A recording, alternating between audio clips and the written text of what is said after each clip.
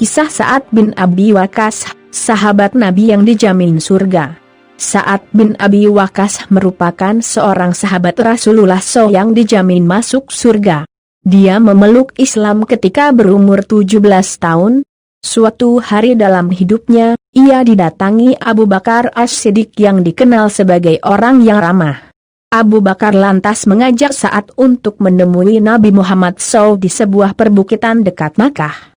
Pertemuan itu mengesankan bagi Sa'ad. Ia pun segera menerima risalah Nabi Muhammad SAW dengan tangan terbuka.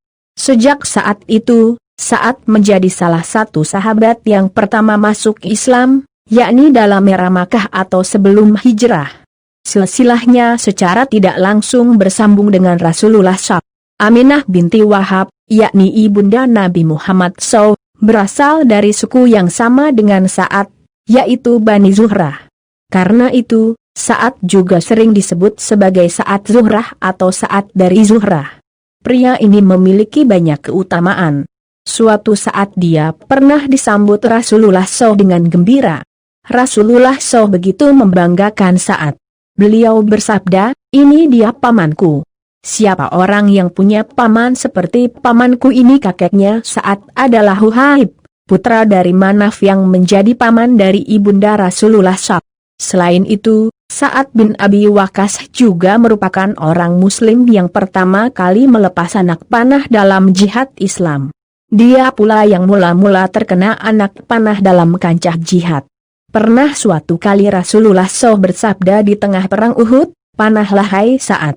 Ibu bapakku menjadi jaminan bagimu." Ali bin Abi Thalib juga mengatakan, "Tidak pernah saya dengar Rasulullah mengatakan ibu bapaknya sebagai jaminan seseorang kecuali untuk Sa'ad." Sa'ad adalah seorang kesatria Muslim yang paling berani. Ia mempunyai dua kekuatan yang sangat ampuh, panah dan doanya. Jika ia memanah, pasti tepat sasaran. Jika ia berdoa, akan dikabulkannya. Hal ini tak lepas dari doa Rasulullah untuk Sa'ad. Suatu hari Rasulullah SAW menyaksikan sesuatu dari Sa'ad yang menyenangkan hati beliau. Maka Rasulullah SAW pun bermunajat, "Ya Allah, tepatkanlah bidikan panahnya, Sa'ad bin Abi Waqqas, dan kabulkanlah doanya." Demikianlah, diri Sa'ad menjadi masyhur lantaran doanya disebut makbul. Kelak ketika fitnah terjadi pada zaman kekhilafahan Ali bin Abi Thalib, Sa'ad mendengar seorang laki-laki memaki Ali, Talha, dan Zubair. Orang itu bahkan terus menolak berhenti mencaci maki. Maka, Sa'ad pun berkata, "Kalau begitu, akan saya doakan kamu kepada Allah." Laki-laki tadi lantas berkata, "Rupanya kamu hendak menakutiku, seolah-olah kamu seorang nabi." Maka, Sa'ad pun pergi wudu dan melakukan salat 2 rakaat kemudian berdoa, "Ya Allah, kiranya menurut ilmumu, laki-laki ini telah memaki segolongan orang yang telah memperoleh kebaikanmu dan tindakan mereka mengundang amarah murkamu. Maka mohonlah dijadikan hal ini sebagai pertanda dan pelajaran." Tidak lama kemudian, tiba-tiba dari salah satu pekarangan rumah muncul seekor unta liar dan menabrak laki-laki tadi sehingga meninggal. Sa'ad adalah teladan istiqamah dalam iman dan hidayah.